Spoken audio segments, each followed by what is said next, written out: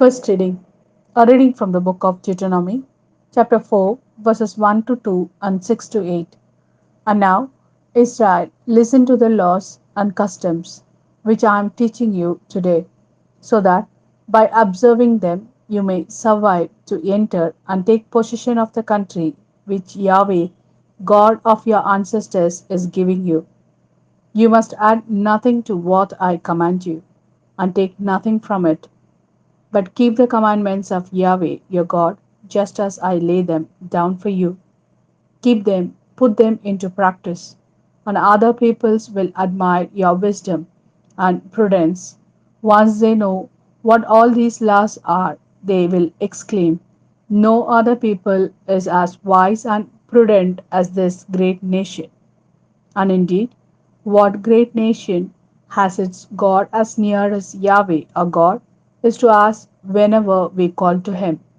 And what great nation has laws and customs as upright as the entirety of this law which I am laying down for you today? This is the word of Lord. Thanks be to God. Second reading. A reading from the book of James, chapter 1, verses 17 to 18, 21 to 22, and 27. All that is good, all that is perfect, is given us from above. It comes down from the Father of all light. With him there is no such things as alteration, no shadow caused by change. By his own choice, he gave birth to us by the message of the truth, so that we should be a sort of first fruits of all his creation. So do away with all impurities and remnants of evil. Humbly welcome the word which has been planted in you and can save your souls. But you must do what the word tells you and not just listen to it and decide yourselves.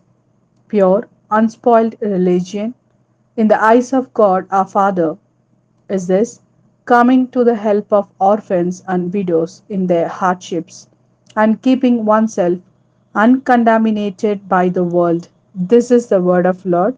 Thanks be to God.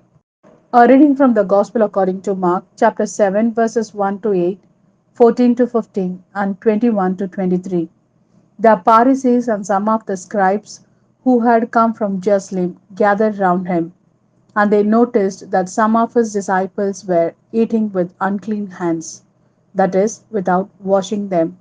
For the Pharisees and all the Jews keep the tradition of the elders and never eat without washing their arms as far as the elbow.